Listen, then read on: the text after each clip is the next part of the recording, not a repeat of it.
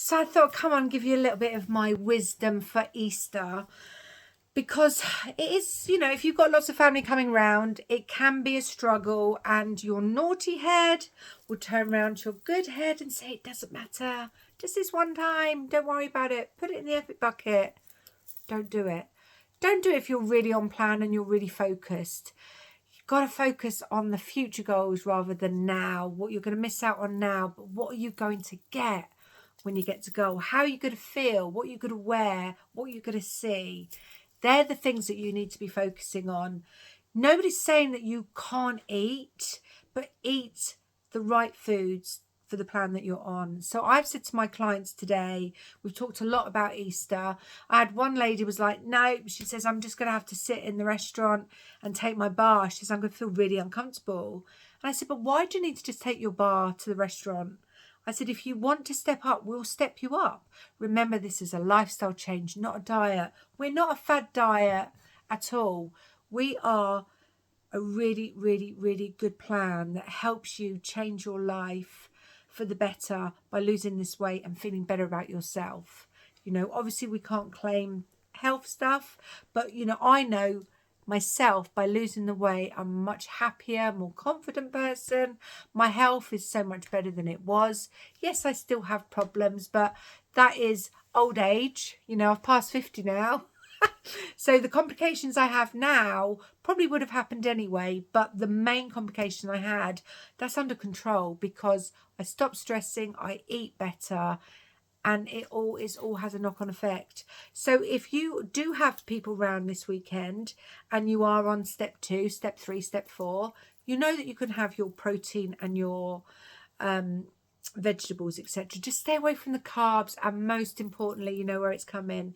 Stay away from alcohol and stay away from the Easter eggs. You don't need them, guys. You really don't. Yeah, you might feel like you're missing out, but what do you want more? Ultimately, what do you want more? You know, I say to people who are getting married, people who are wanting to have a baby, what is more important to you? Your wedding dress, or if it's a man, getting into their suit, looking really, really good, or having that Easter egg this Easter because you don't want to miss out, because you're feeling sorry for yourself because you're on a diet. You want to feel amazing at that wedding. You want to walk down that aisle or be standing at the top of the aisle and feeling the best that you've ever felt. This is the most special day of your life. And let's face it, weddings aren't cheap. You'd have been spending thousands of pounds on this magical day, but you're not going to be where you want to be. It just doesn't make sense. You've got to do it.